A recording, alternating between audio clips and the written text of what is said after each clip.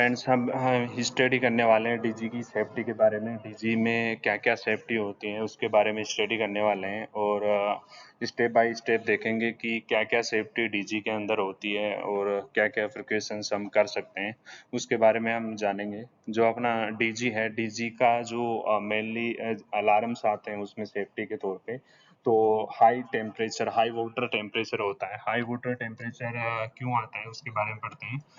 जो अपना डीजी है, डीजी में क्या होता है कि जैसे उसका मिनिमम टेम्परेचर सेट होता है 60 डिग्री सेल्सियस उसको होना चाहिए और नॉर्मल है 70 डिग्री सेल्सियस तक रहता है। और अगर और भी उससे अधिक हुआ तो क्या होता है, अलार्म देने लगता है 90 डिग्री सेल्सियस पे और 95 तक जाते ही अपना डीजी वो ट्रिपिंग करा देगा।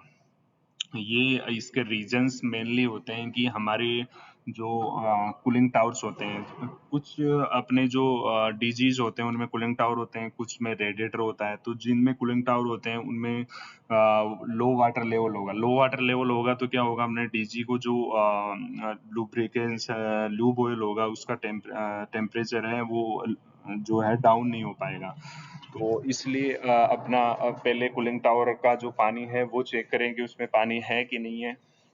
ओवरलोड हो जाएगा, जैसे आपने 500 केवी का चिल्लर है या 500 किलो वाट का चिल्लर है अपने वो सॉरी 500 केवी का अपने पास ये डीजी है। तो डीजी में क्या हुआ कि इसमें हमने इसकी कैपेसिटी से ज़्यादा अगर इसमें लोड डाल दिया तो ये जो है हाई वाटर टेम्परेचर करके ट्रिपिंग करा देगा। और कंडेंसर पंप है, जैसे ऐसे कूलिंग टावर लगा हुआ है तो उसका जो कंडेंसर पंप है, अगर कंडेंसर पंप चलते चलते डीजी में बंद हो गया तो उस ड्यूरेशन में भी क्या करेगा, ये हाई वाटर टेम्परेचर का अलार्म देगा। रेडिएटर फैन, जिसमें कूलिंग टावर नहीं लगा हो वहाँ पे रेडिएटर फैन लगाओ, वो अगर बंद हो गया हो चलते जो अपने डीजी है तो उसमें भी हाई वाटर टेम्परेचर आएगा। कूलिंग टावर का फैन अगर बंद हो गया हो जिससे अपना जो उसका हीटिंग है वो वेपराइजर नहीं हो पा रहा हो तो उस ड्यूरेशन में भी वो बताएगा। Lake of fuel injection in fuel filter, अगर जो फ्यूल इंजेक्शन होता है उसका जो फ्यूल जो छोड़ना होता है उसको वो अगर कम हो जाए तो उस ड्यूरेशन में भी क्या होता है, हाई वाटर टेम्परेचर का अलार्म आता है। उसके अलावा हम देखते हैं कि मेनली इसमें होता है ओवर स्पीड। जैसे डीजी का आरपीएम होता है 1500, अगर उससे अधिक अगर ये जो आरपीएम है वो चला जाता है तो उस ड्यूरेशन में भी क्या होगा कि अपना डीजी है वो ट्रिपिंग करा देगा। और ये कब होगा, जब इसका जो सेंसर लगा होता है इसके व्हील्स में उस पे तो अगर वो उसने सेंस करता है वो 1500 तक, अगर उससे अधिक जाएगा तो अपने डीजी को ये क्या करा देगा, ट्रिपिंग करा देगा। और ऐसा कब होता है, ऐसा जब होता है कि हम क्या करते हैं, अचानक अगर डीजी को चलते हुए को बंद कर देते हैं या स्टॉप कर देते हैं या फिर हम उसके लोड को एकदम से हम बंद कर देते हैं तो उससे क्या होता है कि जो डीजी है, डीजी पे जो फ्यूल होता है, फ्यूल तो वो उसी जितना लोड था उसके हिसाब से लेता है और वो क्या है, एकदम से लोड कम करने पर उसकी स्पीड एकदम से बढ़ जाती है।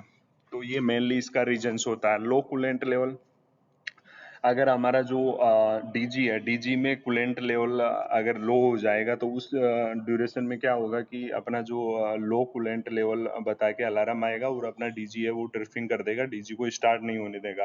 तो ये एक मुख्यतः जो अपना डीजी है उसका इम्पोर्टेंट सेफ्टी है। उसके अलावा हम देखते हैं ऑयल फ्रेशर। ऑयल फ्रेशर अगर इसका जो होना चाहिए नॉर्मल 2.5 से 7.5 केजी होना चाहिए, तो अगर इसमें लो हुआ तो भी ये डीजी को स्टार्ट नहीं होने देगा और ज़्यादा हुआ तो भी इसमें दिक्कत आने वाली है। तो हम जो मेंटेन करते हैं वो 2.5 से 7.5 केजी तक हम नॉर्मली इसका जो प्रेशर है वो मेंटेन करके रखते हैं।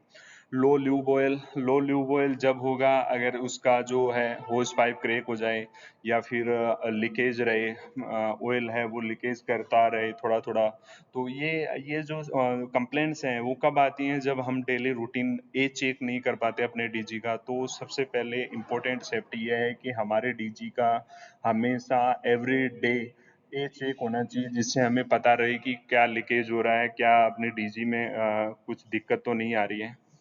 उसके अलावा हम देखते हैं कि एयर फिल्टर लगा होता है। अगर एयर फिल्टर ब्लॉक हो गया तो भी उसमें दिक्कत आने वाली है, क्योंकि उसको फ्रेश एयर नहीं मिल पाएगी बाहर से डीजी को।